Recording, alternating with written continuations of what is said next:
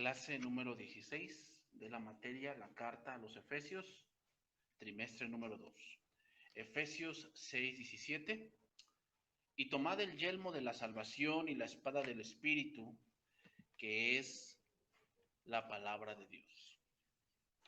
Habíamos dicho entonces, hermanos, que el yelmo sirve para la cabeza y habla de ese ataque que muchas veces tenemos en la mente. Una de las cosas que vamos a tener que utilizar con el yelmo, hermanos, que es muy importante, es el dominio propio. Y dominio propio tiene que ver con dominarse a uno mismo, pero no solamente en el punto de acción, sino más importante, la emoción. Ahí es donde más debe ejercerse el dominio propio. No solamente en la acción, sino más importante, la emoción. Entonces, es importante que nosotros, como hijos de Dios, aprendamos que la vida cristiana es una vida de disciplina, ¿ok?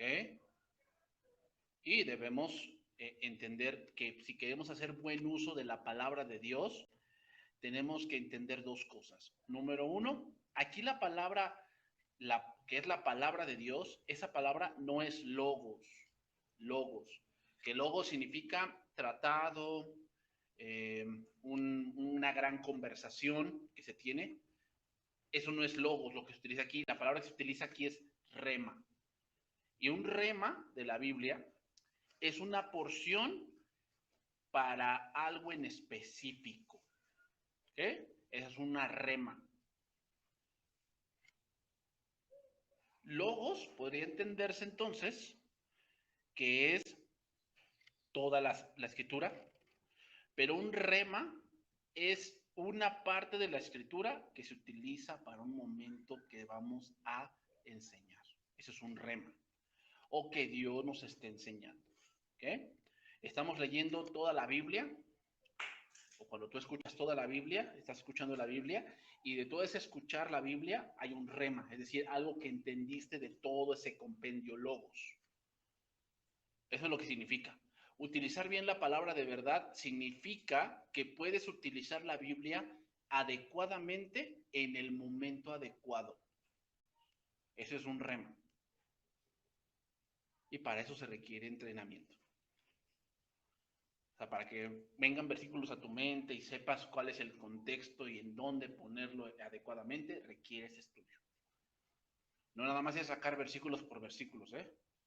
O sea, nada más es que no, pues dice por allí, o es que allí en el Antiguo Testamento, sí dice. Pero muchos que quieren aplicar el Antiguo Testamento nada más aplican lo que les conviene. Y los otros no. O sea, hay cosas que sí me convienen, las aplicamos. Y cuando no me conviene, no las aplicamos, eso no es un rema, eso es un pretexto. ¿Ok? Recuerden que la ley en el Antiguo Testamento es sombra de lo que habría de venir. No es nada más se me ocurrió, pensé, no, así no se aplica la Biblia, hermanos.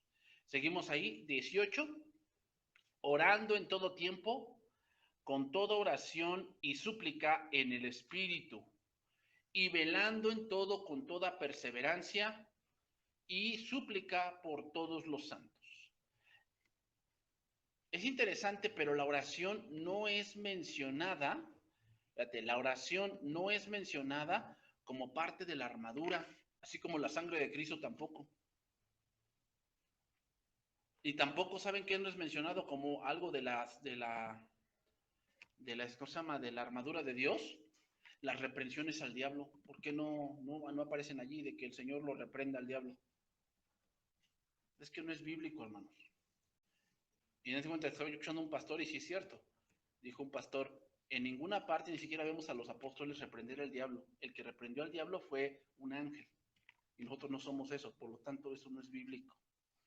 Que anden reprendiendo al diablo y que el Señor lo reprenda y que quién sabe qué más. No es bíblico eso, hermanos. Entonces, la oración, ¿por qué no se toma dentro de la armadura de Dios? Bueno, la razón es porque para ponerse la armadura, la vida de comunión es importante. ¿Ok? La vida de comunión es importante. La oración no es un hábito aislado. La oración debe ser en el espíritu. ¿Cómo es en el espíritu? Debe ser de acuerdo a las escrituras. ¿Eh? Debe ser de acuerdo. O sea, la oración no es para que pidamos lo que querramos en el sentido de, ay, pues yo gané 1,000,000 de pesos y eso voy a pedir. Y luego, hermanos, de verdad, hay oraciones, porque luego sale que manden sus peticiones aquí en Facebook, no sé, manden sus peticiones, vamos a orar por ustedes. Y fulana persona pide porque le dé trabajo. A ver, analicemos. ¿En alguna parte de las escrituras alguien pide por eso? O sea, Elías pidió porque tuvieran trabajo. ¿Pablo? ¿Pedro? ¿Jesús mismo pidió por eso? Eso no es orar en el espíritu. ¿Entonces no pido por eso? Sí, sí puedes pedir. Pero ¿no sería más correcto pedir que Dios te guíe donde quiere que trabajes? Porque el problema con esa petición es que es muy general. Entonces, si te sale un trabajo de narco, ¿lo vas a agarrar? Pues Dios me lo mandó, tuve que pedir un trabajo. Hermano, ese es orar en el espíritu. Ustedes se dan cuenta, cuando oramos en la oración semanal, son oraciones que para que seamos una iglesia. No estamos pidiendo por los enfermos, no estamos pidiendo, ¿por qué no? ¿Por qué no se debe pedir por eso? No, sí. Pero más bien en una enfermedad debemos entender y tener fortaleza, porque enfermedad todo nos da, ¿eh? Y muchas veces en esa enfermedad entramos en tentación. Entonces, ¿qué debería pedir? ¿Porque se te quite la enfermedad o porque resistas la tentación? ¿Te dan cuenta? A veces, hoy las oraciones de los cristianos son muy simples, en verdad. O sea, muy materialistas. No piden por crecer en el conocimiento de Dios, no piden porque sean unos mejores esposos, no piden porque ellos sean mejores administradores, no, ellos quieren dinero.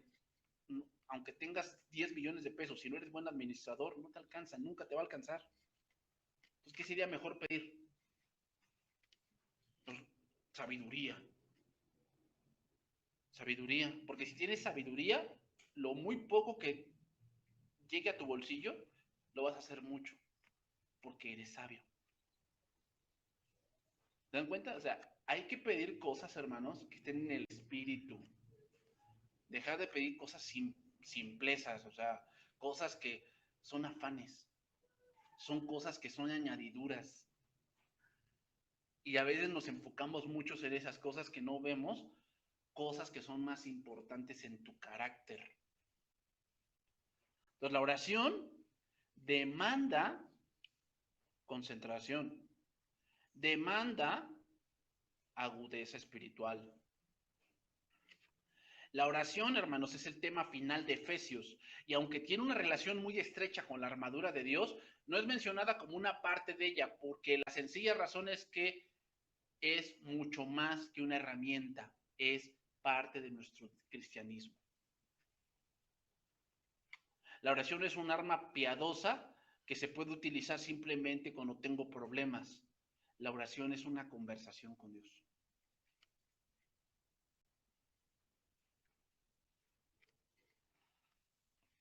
Entonces, la lucha es diaria, por lo tanto, nuestra oración debería ser diaria.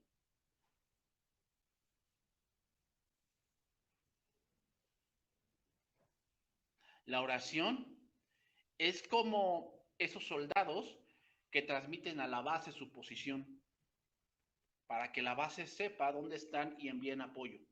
Eso es la oración. Un soldado solo va a perecer.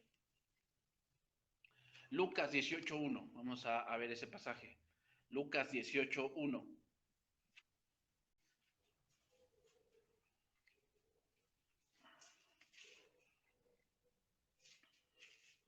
Dice ahí, entonces les refirió también Jesús una parábola sobre la necesidad de orar siempre y no desmayar.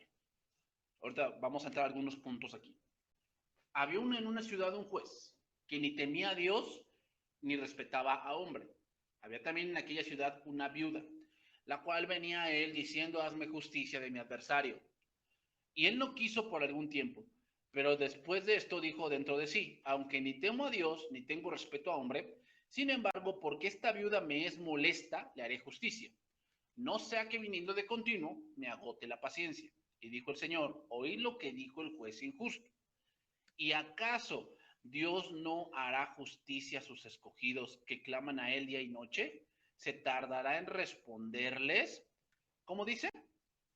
Vean cómo lo dice. ¿Y acaso Dios no hará justicia? ¿Por qué no dice? ¿Y acaso Dios no les dará lo que pidan? ¿Por qué no dice así? Porque muchas veces las cosas que pedimos no radican en la justicia, radican en el capricho. Por eso, cadenas de oración y no sé qué tanto rollo, forman sus bonches de hojas así y ponen la mano sobre ellos. Pura falla mal y teatro nada más. Son caprichos que hay. Yo mandaron su pliego petitorio y en serio, o sea, a mí me ha tocado ver personas que oran porque le va a llamar a alguien. O sea, ¿tú piensas que eso Dios lo va a responder? Ay, Señor, gracias te doy porque ahora sí ya hiciste justicia. O sea, justicia es para que tú te sientas feliz o ya te sientas aliviado de que ahora sí ya al otro le va mal. ¿Desde cuándo le tendría que ir mal? ¿Eso es lo justo? ¿Tú piensas que Dios es como tú? El Salmo dice, ¿no? Si yo tuviese hambre, no te lo diría a ti. O sea, no necesito nada de ti. Entonces, hermanos, ¿cuál es el punto que quiere remarcar Cristo aquí? Que la oración tiene que ver con estar apegados a Dios. Como dice el versículo 1, la necesidad de orar siempre y no desmayar. Por aquí queremos orar y por aquí que nos responda Dios. No, no funciona así, no. Y muchas veces las cosas van a empeorar, ¿eh?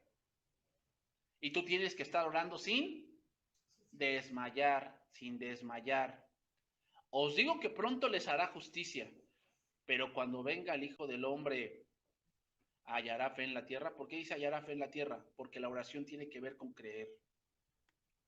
Alguien que no ora es porque no cree. No cree que Dios pueda hacerlo. En la lucha contra Satanás, las únicas opciones son orar o desmayar. Esas son las únicas opciones. O oras o desmayas. Ningún libro del Nuevo Testamento, hermanos, describe con tal precisión y profundidad recursos espirituales que el creyente tiene, como la carta a los Efesios, que nos muestra la fe, la verdad, la justicia, la salvación, la palabra de Dios, la oración. Pablo, hermanos, está consciente de que pone la oración al final para que entienda que la victoria no depende de su mucho esfuerzo. O sea, la victoria en la batalla espiritual no va a depender tu ganancia de cuánto vengas a la iglesia. Va a depender tu ganancia de cuánto dependes de Dios. Por eso muchos viven en la derrota. ¿Por qué? Piensan que todo depende de ellos. Depende de ti, de tu esfuerzo, de tu inteligencia. No, no depende de eso. Depende de Cristo. Porque de Él son las riquezas, de Él es la tierra su plenitud y Él las da a quien Él quiere. Y Él da bendiciones al que Él quiere y al que quiere empobrece, dice la palabra. O sea, no depende de nosotros. ¿Qué depende de nosotros? Buscarle, ser obedientes, ser constantes. Eso es lo que depende de nosotros. Parece fácil, pero no lo es. Si fuese fácil, hermanos, pues, fíjate, al instituto tendrían que venir toda la iglesia. Toda la iglesia debería ser discipulada. ¿Por qué no vienen todos? No es fácil, hermanos. En serio, no es fácil. O sea, créanlo, no es fácil. Por eso muchos que estuvieron aquí ya ni en la iglesia están. ¿Por qué? No quieren disciplina, no quieren orden, ¿verdad? Y prefieren irse a otro lugar y ver cómo están sus vidas espirituales. Hablan de Dios, pero ¿cuál Dios? ¿Cuál Dios? ¿El Dios que hace tus caprichos? Pues ese Dios no sé dónde exista. Yo no veo a ese Dios en la Biblia. Entonces, ¿qué debe pedir un cristiano en su oración? ¿No? Generalmente la gente siente que es adecuado acercarse a Dios con peticiones importantes y en tiempos de emergencia, pero no quieren acercarse a Él ni molestarlo para otras cosas. Y razonan así: sin duda, Él no se puede interesar en los problemas pequeñitos que tengo. Debo ser capaz yo mismo de solucionarlos. Así piensa la gente. Entonces nada más viene a la iglesia cuando tuvo un accidente. Viene a la iglesia cuando ya vino la policía y lo van a meter a la cárcel. Viene a la iglesia cuando ya vio que su hijo pues está totalmente perdido. Ya viene a la iglesia cuando ve que su matrimonio está totalmente destruido. Ahí vienen a la iglesia, ahí sí oran, ahí sí toda la cosa. No, la oración no es un botiquín de emergencia, hermanos. La oración es parte de nuestra vida. La oración es parte de nuestra vida. Entonces, la oración debe ser algo constante para recibir dirección en la batalla que tenemos diaria. Sí, hermanos.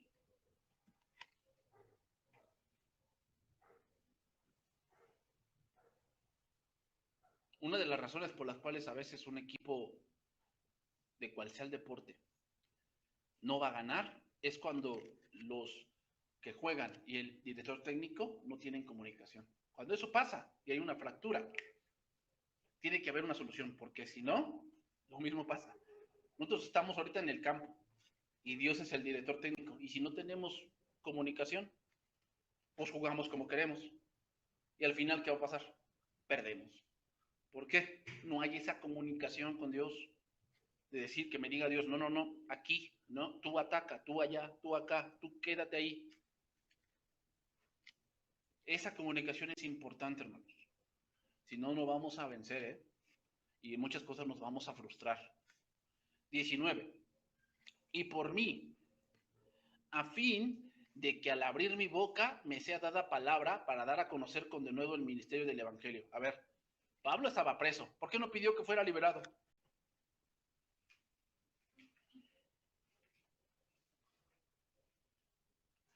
Eso sería lo más lógico de pedir, ¿no? Que fuera liberado. ¿Ah? Lo voy a leer en traducción viviente. Y oren también por mí. Pídanle a Dios que me dé las palabras adecuadas para poder explicar con valor su ministerio, su misterioso plan. Que la buena noticia es para judíos y gentiles por igual. A ver, ¿quién era Pablo, eh? Pablo no era un neófito. Pablo era un maestro muy bien estudiado. Y aquí está pidiendo que Dios le dé palabras. Entonces, lo que él estaba pidiendo es que él estaba preso, pero quería que esas prisiones no estorbaran y no entorpecieran la palabra que él podía hablar. Tal vez tú estés en una prisión de soledad, tú estés en una prisión de depresión, una prisión de dolor, una prisión de que pues no sabes ahorita qué vas a hacer, una prisión de que pues no tienes trabajo, ¿sí? Mejor pídele a Dios en esa prisión que te ayude a no blasfemar, ¿eh? Que te ayuda a no blasfemar, porque se nos hace fácil, ¿ah? No, no estamos viendo la nuestra, ¿dónde está Dios? Y para eso soy cristiano, ahora no voy a la iglesia, ¿cómo se llama? Pues mira, nada más, ¿dónde está Dios? ¿Y para qué sirvo en la iglesia si no me da? No blasfemes, mejor pídele a Dios eso, porque ¿para qué le pides trabajo? Si te va a dar trabajo y resentido, te va a dar trabajo y todo amargado. ¿Y qué es lo que Dios busca? Pues tu corazón que esté sano, tu corazón que esté sano. Entonces, Pablo pedía que Dios le diera la fortaleza para poder transmitir el Evangelio de una manera clara y con denuedo a aquellos que también estaban en la cárcel con él. Bueno, yo he escuchado testimonios de gente que van a la cárcel y levantan una iglesia en la cárcel. Pero ahora vamos a centrarnos un poco ahí. ¿Cómo le hablarías a un preso de Cristo? Si él está pagando. Entonces muchos de ellos piensan que al salir de la cárcel, ellos ya pagaron su deuda. Y hermanos, tienen que entender esto. El punto no es limpiar la conciencia. El punto es la paz con Dios. ¿Mm? El punto no es limpiar la conciencia. El punto importante es la paz con Dios. Porque si fuese limpiar la conciencia, por demás murió Cristo. ¿Saben por qué? Porque pues, se podría limpiar la conciencia haciendo sacrificios, haciendo obras benéficas, levantando edificios, hacerte monja, hacerte fraile, limpias así la conciencia. Pero Cristo, ¿para qué murió? Para acercar a los que habían sido hechos lejanos, para perdonar multitud de pecados, para que justificados por la fe tengamos paz con Dios. Entonces, el punto de hablar con de nuevo en una cárcel, hermanos, es hacerles ver que si ellos están pagando una deuda tal vez con la sociedad, pero hay una deuda que la cárcel no van a poder pagar. Y eso es lo que mucha gente no entiende. Por eso hay muchos que se dan golpes de moral, ¿no? Golpes de moral, así como que, ay, no, pues a la hermana no le dije que, ¿cómo se llama? Que le agarré tantito cloro para limpiar. Entonces, como que ya tienes ese peso y quieres limpiar tu moral, ¿va? ¿Han visto esa película de Spider-Man? La número 3. Descubren que el que mató a su tío no era el que estaba preso, sino era otro.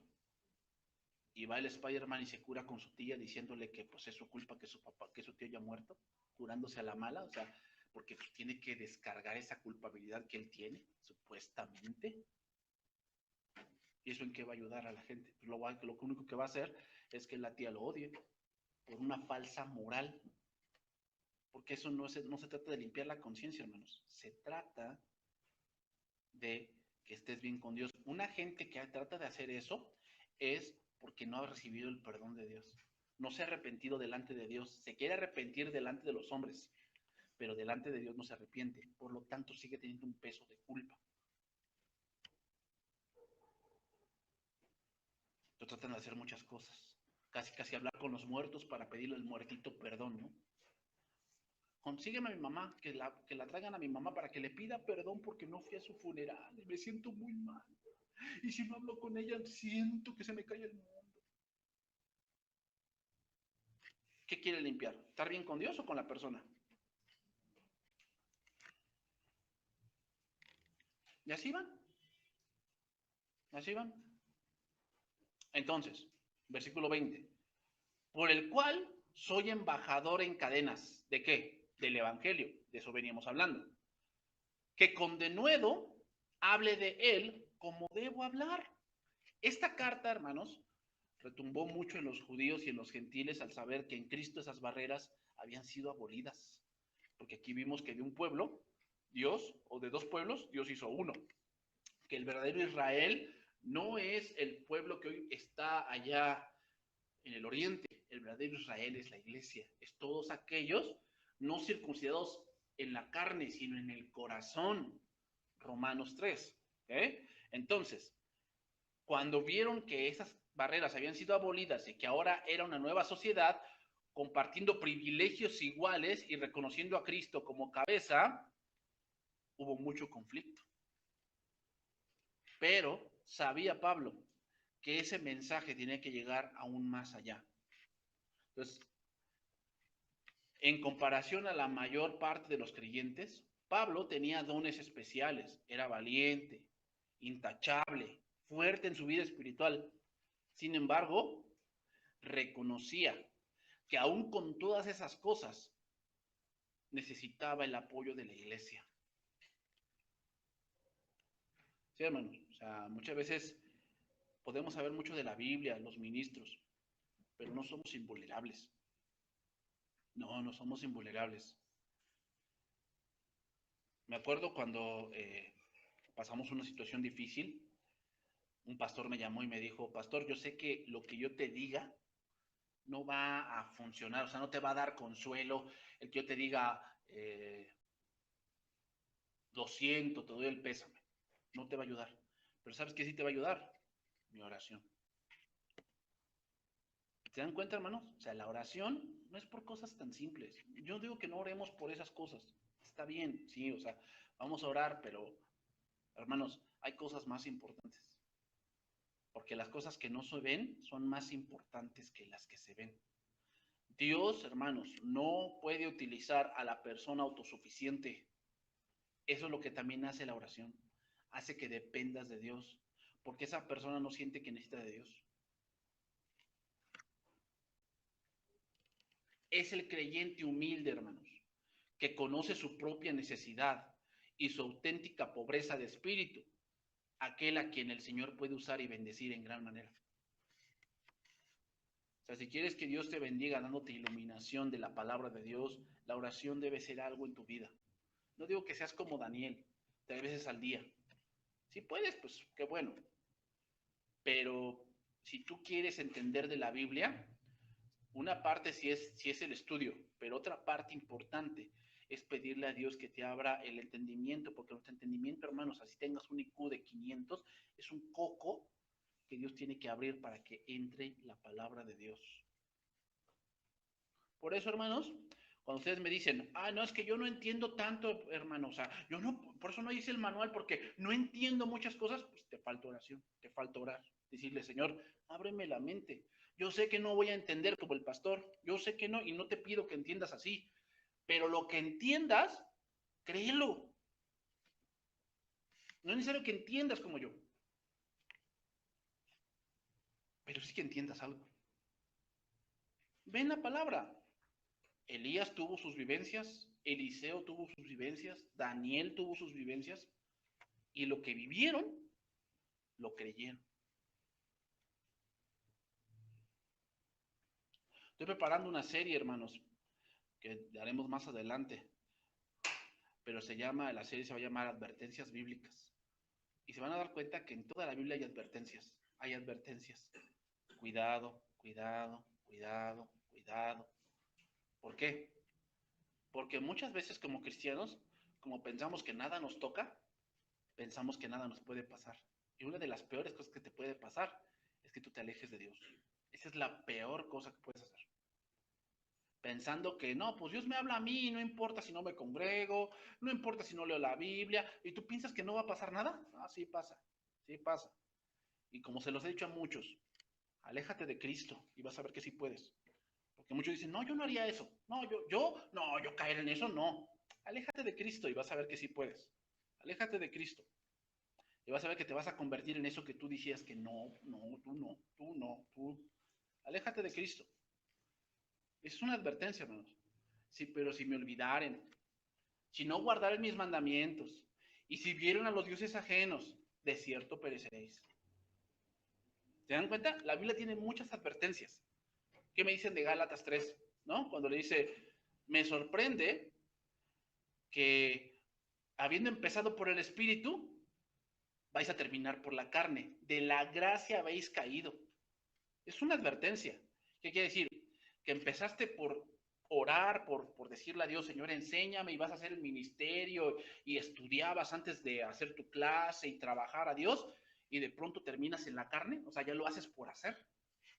Eso es una advertencia. Puedes caer de la gracia, ¿eh? ¿Cómo es caer de la gracia? Dar la espalda. Ahí está su cochino ministerio. Total, pues, allá afuera gano más. Ten cuidado con lo que dices. Porque, ¿qué pasó con Esaú? Esa es otra advertencia, ¿no? Mirad que no haya ningún profano como Esaú, que vendió su primogenitura por un plato de lentejas, que ya sabéis que después quiso la bendición, pero no la obtuvo, aunque la procuró con lágrimas. Otra advertencia, ¿verdad? ¿Te dan cuenta cómo la Biblia tiene advertencia, advertencia, advertencia, advertencia? Y muchas veces las ignoramos porque pensamos que eso es para los desobedientes, para los que pues no se congregan. Ellos sí, adviértanles que no, la advertencia es para el que está aquí. O sea, la advertencia, imagínate, donde hay advertencias es en la carretera, ¿no? Curva peligrosa, tope a 100 metros, pendiente peligrosa, frene con motor. ¿Para quién es esa advertencia? ¿Para el que va caminando o el que va manejando? Pues tú vas caminando, pues ¿cómo frenas con motor? No, es para el que va manejando, ahí va la advertencia y si tú no la atiendes te puede pasar algo. La Biblia está llena de eso. Advertencias, advertencias, advertencias. Otra advertencia que Cristo dijo, mirad que nadie os engañe, porque vendrán falsos en mi nombre y dirán, yo soy el Cristo, el tal, no creáis. Mirad, está allá en el cerro, no vayáis. Advertencias, advertencias, advertencias. O sea, la Biblia está llena de eso, hermanos. Y eso es importante saberlo. Entonces vamos a terminar la carta. Efesios 6:21. Para que también vosotros sepáis mis asuntos y lo que hago, todo lo que os hará saber Tíquico, hermano amado y fiel ministro en el Señor, el cual envía a vosotros para esto mismo, para que sepáis lo tocante a nosotros y que consuele vuestros corazones. Veamos aquí cómo el apóstol tiene confianza en un hermano llamado Tíquico. El nombre Tíquico, si lo quieres poner a tu hijo, significa fortuito, significa Tíquico. Sí, porque pues hay otro nombre ahí en Hechos, ¿no? Se llamaba Gallo, el hermano Gallo, imagínate. Entonces, veamos cómo una parte de aquí, de que les haga saber su situación, hermanos, era que la iglesia, las iglesias que más apoyaban a Pablo, era la iglesia de Éfeso y la iglesia de Filipos. Eran las dos iglesias que más sustentaban el ministerio de Pablo. Y ahorita más en la cárcel, era necesario que el sustento para Pablo. Pero ¿acaso pidió dinero? No, hermano, ¿saben por qué no? Porque la naturaleza de la iglesia y de las ovejitas es dar. O sea, cuando Dios va a mover eso, pero tú tienes que enseñarles. O sea, cuando la iglesia ve que tú te dedicas, que tú hablas del evangelio, hablas de la palabra, Dios mueve los corazones a que den. Sí, a veces hay que enseñar de eso, para que entiendan por qué se ofrenda, si es bíblico, dónde se sustenta, cosas así. Pero no es necesario andar pide y pide y pide y pide y pide y pide, ¿no? La naturaleza de la iglesia es dar. Entonces, hermanos, otra cosa que debemos de ver aquí, y es la parte de ver cómo Pablo informa a los santos de acuerdo a su situación de su encarcelamiento. ¿Por qué? Para que tuvieran lástima de Pablo. Ay, vengan, ¿cómo me tienen? Ay, no, vengo, tengo grilletes acá, ay, no me he bañado en 2 semanas, y tengo piojos y no sé qué tanta cosa. No, hermanos. ¿Para qué Pablo va a informar? Para que vean cómo Cristo lo sostiene, hermanos. Porque él estaba preso por el Evangelio. Por el Evangelio. Entonces, hermanos, aquí entendemos un principio importante. Recuerden que todo debe ser para la gloria de Dios. Entonces, una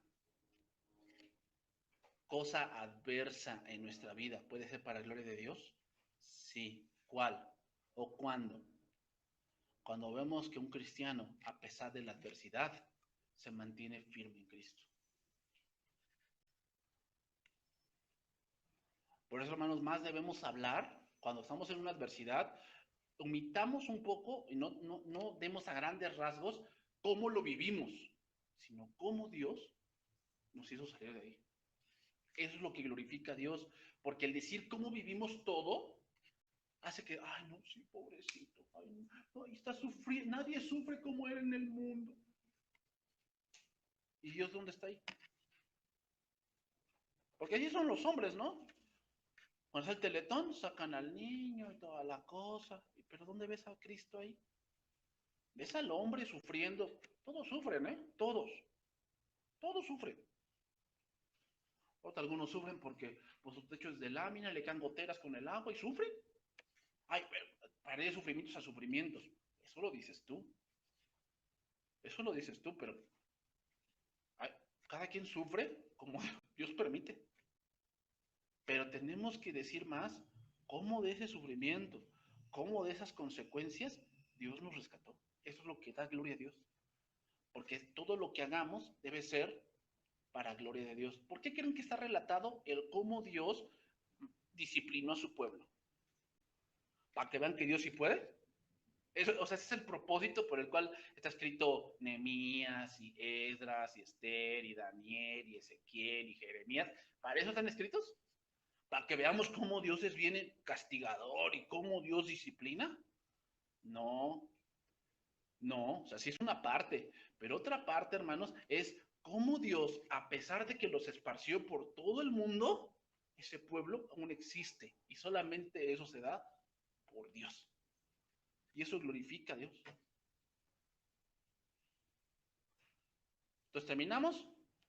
Efesios 6:23. Paz sea a los hermanos y amor con fe de Dios Padre y del Señor Jesucristo. Aquí paz es la palabra griega ireneo, pero la palabra más correcta para utilizar aquí es shalom. Shalom tiene que ver con construir juntos, con crecer juntos, con la armonía que tenemos juntos. Eso es shalom, por eso se dice al principio de las cartas gracia y paz. Pero no es la paz griega, sino la paz de Dios.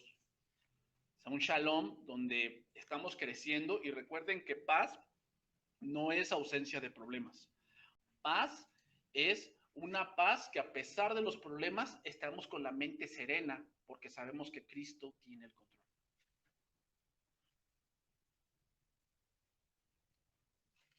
Entonces, este es un saludo característico del apóstol donde combina esto, el amor y la fe. Y eso da a entender que Pablo quiere la suma de las bendiciones. Amor quiere decir que nos capacita para adorar a Dios y trabajar unos con otros.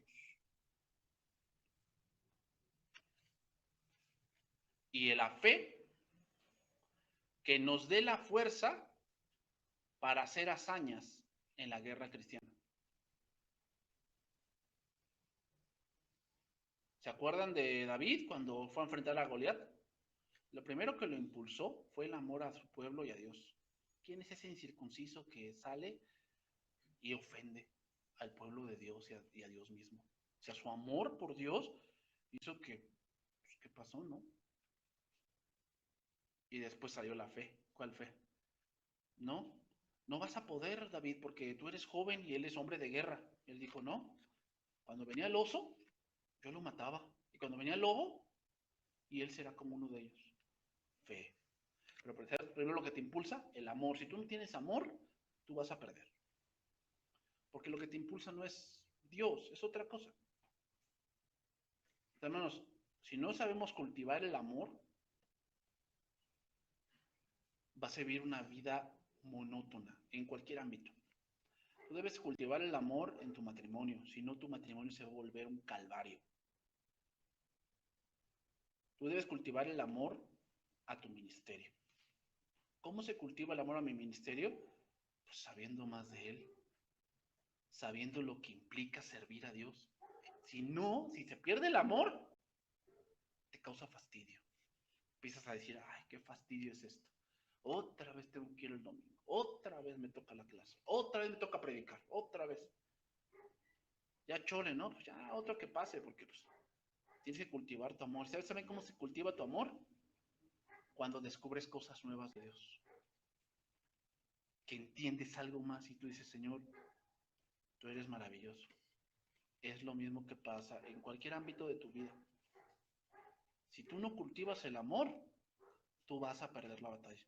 ¿Por qué? Porque nada te impulsa. Por eso la gente cuando veía a Goliat huía. ¿Por qué? Pues no tiene amor. Y aquel que no tiene amor huye. Le da igual dejar todo. Ahí quédense. Y yo me voy. 24. La gracia sea con todos los que aman a nuestro Señor Jesucristo con amor inalterable. Amén. ¿A qué gracia se refiere? Recuerda que hay dos tipos de gracia. La gracia salvificante y la gracia santificante. ¿A qué gracia se refiere? O sea, la santificante, porque el contexto dice a los que aman al Señor. Es obvio que se refiere a la santificante. ¿Y para qué sirve la gracia? La gracia es ese favor que Dios da para que tú puedas hacer las cosas que a Dios le agradan. Pues es que requieres la gracia de Dios. ¿A qué nos referimos? A que si cuando tú vas a trabajar o vas a buscar, tú dices, yo quiero tener la gracia de Dios, es que Dios te dé las palabras correctas, el pensamiento correcto, el tiempo correcto, que te dé la actitud correcta, que Dios guíe tus pasos.